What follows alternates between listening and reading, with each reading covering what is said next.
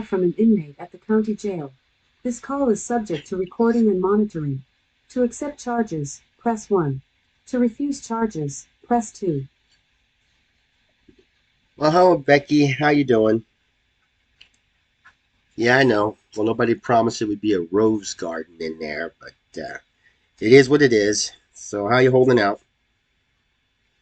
Okay, okay. Well, the main thing is to get support from your family and from your friends and your loved ones, and there's plenty of support out here. If you ever feel that you're alone or that nobody's paying attention to you, definitely give us a call. And I know we're not always available at the right time for you, but keep trying. And then hopefully that'll motivate you, but definitely don't give up. There's no reason for that. And be wary about what other people say in the jail, too. They can get some very bad information, and maybe it's on purpose. Maybe the person just doesn't really know how to answer it and is attempting to, but be wary of that.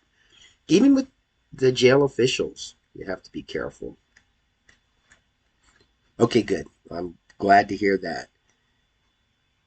Well, yeah, my biggest concern about the prison is the medical situation over there. I don't think they're doing the best they can to uh, to help people. And you have a right to medical. You have a right to food and clothing. And as I keep saying over and over again, the justice system should not be sending people to jail if it cannot support that person. So since you are sitting in jail, that means it can support you there. When you go to prison, it means it should support you there as well. Yes, yeah, they do have email service over there where you can reach out to people, but it's a tool that the DOC uses, and so I would suggest using the U.S. Postal Service. I've become a victim of another uh, force, I guess you'd say, from the DOC to try to keep me from communicating with my loved ones over there. And they're actually using the United States Postal Service in an inappropriate way. And so I would be, I'd be cautious about it. They'll find ways to manipulate phone, mail, email, visitation. And your job isn't to go there and please those folks. Your job is to take advantage of the resources and to come back out as a more productive member of the community. Their job is to see to it that you can get to that. And I think they're beginning to slip in that job that they've been tasked. And so it's really weary that I would have any confidence in them. But the reason we have prison advocates is to fight for that. And with you being in there, you can be a voice. You can let me know when there's some mistreatment or you're not getting the proper resources that you need to reach your personal goal. Yeah, if you set your own goal, I think you'll feel better about the accomplishments you make, and even though You have 60 seconds remaining. they're just small, you are moving forward, and that's what counts. Every little step is important, and that's something that we just need to keep emphasizing. Not everybody knows that your state of mind is is weak right now. The simple fact that you are locked up is traumatic. You have 30 seconds remaining. Yeah, stress is a big part of it too. Okay, yeah, we're definitely aware of what's going on in there, and some of the folks out here have actually been in your position, and so they can better relate to you. But we have the resources and we'll help you the best we can. All right. Well, thanks for the call and take care of yourself. Okay. You too. Goodbye. Hello. Welcome to AQS Inmate Call. I am your host, Joel Wilborn. And what I was talking about in the phone conversation, and this is type of conversations I have pretty much on a regular basis because people come to me to be a voice for them.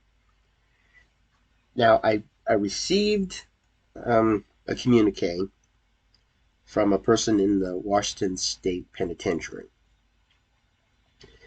And I was asking him about correctional industries and treatment in their staff and if he had any problems. And he says, yes.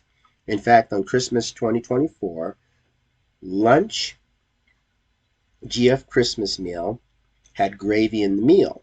Notified staff. Replacement meal had wheat bread stuffing and gravy.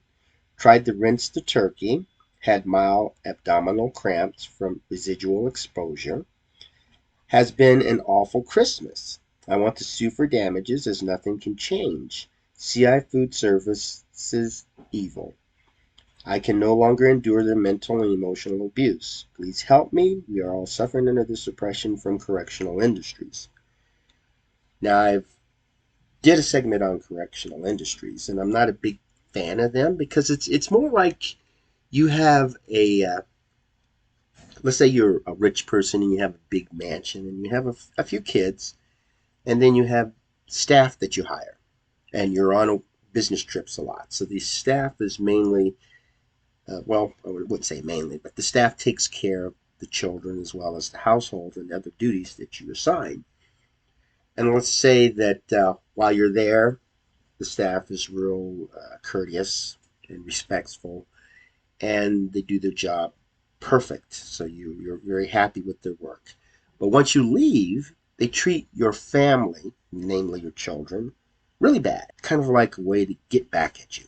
And these kids don't have the respect that you have. Now, if your kids tell you about that, there's a good chance that you may reprimand the staff or replace them or just get rid of them completely. And with the correctional industries, they come in and state officials, they're under certain laws, under certain obligations, rules they have to follow. But these CI people, they don't appreciate it as much. And I think we have to be careful about privatizing the correctional industry and using contract. A lot of them are just in it for the money and they just show up to get their money. They don't really do their job. I know when I was in the military, I really appreciated the people that took pride in the work that they did. And in the Marines, there wasn't much of a skill. You know, we got a gun, we went out and shot people. And we had people that would clean their gun, care for the gun. We were required to carry that rifle with us everywhere you went, even put it in a sleeping bag and slept with it. But you could see some people who really took their job seriously. And it wasn't the best job, but that's one of the things that makes Marines stand out. And those who did that were successful and they were respected. And all they were doing is their job. They were just showing some great care and pride in their work.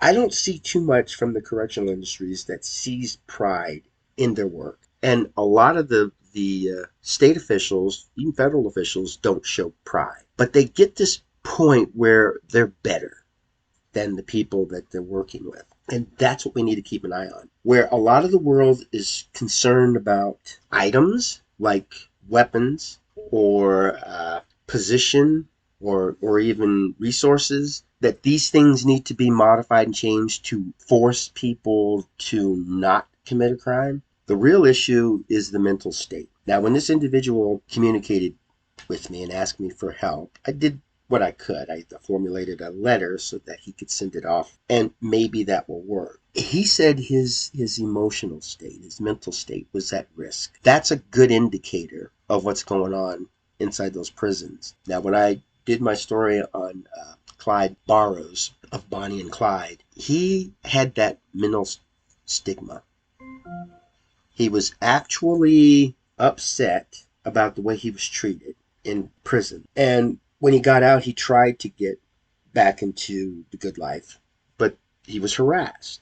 And people can only take so much. You have good intentions, you set out, and if people are constantly pushing you down, you could either fight back or you could pretty much join in and just become part of the problem. My goal is to take all of that energy that people use to fight the system and use it to good. By asking him to send me information, he feels better, and I can offer him the best assistance I can. And the rest is up to him. But I want him to feel good. If he has a few accomplishments, like when he had the food changed because of the gravy, if he continued on and was able to get things done, he wouldn't want to sue. He wouldn't get angry. He wouldn't have emotional distress. And to me, that's a big success. I may not get people to never commit a crime again, but maybe it will be a violent crime. It won't be as many crimes, or maybe we can just stop it altogether. But we got to try, and we got to find out what's causing the problem. Now, the state of Washington has this insurance called WellPath, and there's a person that was in the Washington Correction Center for Women, and she amassed a $37,000 bill for some medical work that she had. She had had some surgery, and it went bad. It was just a terrible situation on that. And then the insurance company was saying we're not going to pay that. Now that puts her into a bind because she needs to have continued medical care, and the insurance company's fighting her. Now, when we on the outs go to see our doctor, we don't expect the insurance not to pay any part of that. Hopefully it pays all of it. We want our insurance company to be in our corner. These folks don't have a choice when they're sitting in prison. And so when we talk about it, why didn't this person get proper medical care? The prison can simply say we don't have the right insurance, or insurance refused, and there's nothing more we can do. And that's just wrong, because how is she going to feel when she gets out? She's going to look back and she's going to want to get compensated for all of the pain and suffering she went through. And that's going to cost us in the long run. And so here we are paying our taxes, driving by a prison, thinking that these people are being cared for in there, and they're going to come out and be our neighbors and be our coworkers and be family members, and they're not going to go back. That's what we're thinking in our mind, but that's not what's happening. They're going in there and they're coming out as a Clyde. They're coming out worse and very vindictive. Now, when fentanyl was smuggled into the women's prison, that really got under my skin, because fentanyl is a very dangerous drug. And when I was told about this by one of the inmates, she was saying that simply touching the fentanyl, and when people don't know what it is, like, well, there's a pill, pick it up, or a bag. What's this bag doing here? And some dust or something comes out. That's just like my contact at the WSP. It's something that he shouldn't have been handling, had an adverse effect on. The guards who picked this up, any staff members that picked this up, would be subject to the effects of this fentanyl. Now, recently in Spokane County, we had a lawsuit brought because this person was shoplifting in the mall, and police were called, and they came there, and he started fighting. And with today's technology, there was people there who were filming it, and he was resisting arrest, and he didn't want to follow the orders, but he wound up getting killed by law enforcement, and law enforcement was found that they were justified. Well, the details on it was that he had fentanyl in his system. He was high on fentanyl. Now, when fentanyl gets into the prison, if it can do that to a man on the outs, what's it going to do to somebody who's sitting in prison? Is it a good idea to have a person in prison high on fentanyl? Shouldn't we work really hard to keep that out? And here's something to think about. A prison is a secure facility. Things shouldn't get in there without staff knowledge, and things shouldn't get out without staff knowledge. It should be a secure facility.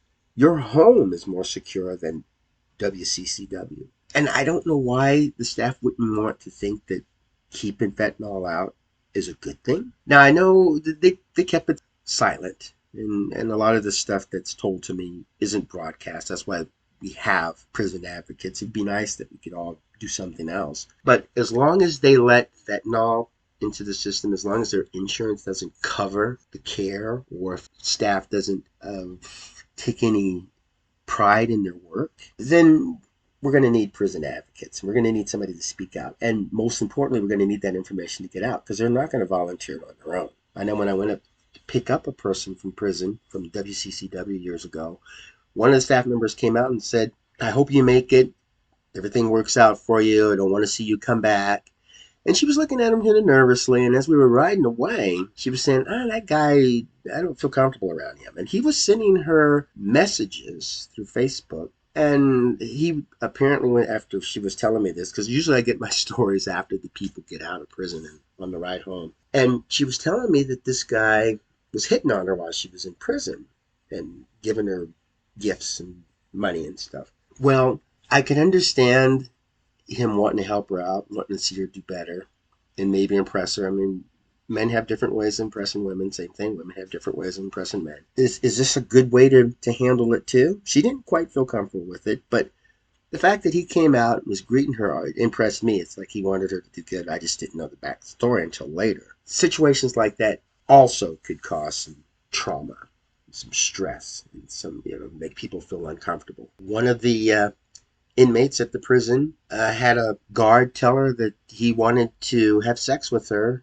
in the chapel, looking at that as being a secret place to go. And they would have these little rendezvous spots, and there was staff members and inmates that go to these little rendezvous spots. And so same thing with when two inmates decide they want to do it. They'll go to these little spots. That's something that could be monitored if guards are required to wear, let's say, body cameras, or there's more cameras around the area. We just need to keep a lookout for it. Of course, they have privacy. There's certain places cameras should not be. But I don't think too many people would complain about them being on a person or in... if you're going to put a camera in a prison, it can't just be out in the common area all the time. There's got to be little nooks and crannies here and there so that the people can monitor these things. And then that way we won't have people committing suicide or being attacked, or at least we have staff get there in time. So we need to have enough staff, need to have enough cameras, and we need to be a little more open-minded about listening to the complaints of these folks. And I think if we work together, we can actually make an improvement on there. But right now, as it stands, we have to just keep pushing at it, because these folks shouldn't have to feel discomfort. They shouldn't have to feel that they're not, their voice isn't important, and they should be allowed to communicate with the outside world, especially agencies that can help them. Maybe somebody could visit them from a legal office or a human rights commission. That should be a regular thing over there. And if we're going to prevent crime, we have to recognize, we have to find out the cause. And the best people to study for that are the folks that were caught committing a crime and who are locked up. We can get information from them. We should talk to them. And I have interviews on my web channel, my YouTube web channel. And you can go and you can watch that. And I also have information on Securus. I just recently put a post up on blocking contacts, which I think is a bad thing as well. I don't think the prison should mess with people contacting the outside world under any circumstances. But that's just another problem. That's leading to these issues. I did a story on Paula Gardner. She went in a healthy person, and she was keeping an eye on her regular exams, and they skipped an exam, and she wound up getting terminal cancer. And that's not what we want to come out of these prisons. That's what we're getting. Prisons aren't doing what they were designed to do. We're not asking for any new laws, any big major changes. We're just asking them to follow their own policy. And I don't know why it's so difficult for them to do that. But we have a situation that, unless we keep an eye on it, is going to get out of control. And I can't help but think that because there are people that are broadcasting this information, that the prison isn't as bad as it could be. And if that's working in the slightest way, let's keep pushing it. If anybody knows of issues that are going on in there, let's get them out. Let's broadcast them. And let's get them to the appropriate people so we can make some changes. The prisons need help. And it would be nice if they would ask for it, but they're not. Instead, they're trying to make do with what they have, and they're letting staff just get out of control. Well, hopefully you'll check out my YouTube channel, take a look at those videos and communicate with the people in your neighborhood and with your legislators. These are the folks that can make a difference. If we want to stop crime, we're going to have to prevent crime. And the only way to do that is to get involved. Look at the person in the mirror, and that person looking back at you can help you to get this thing done. Well, thanks for tuning in, and have yourself a magnificent day, and go out and make beautiful memories for tomorrow.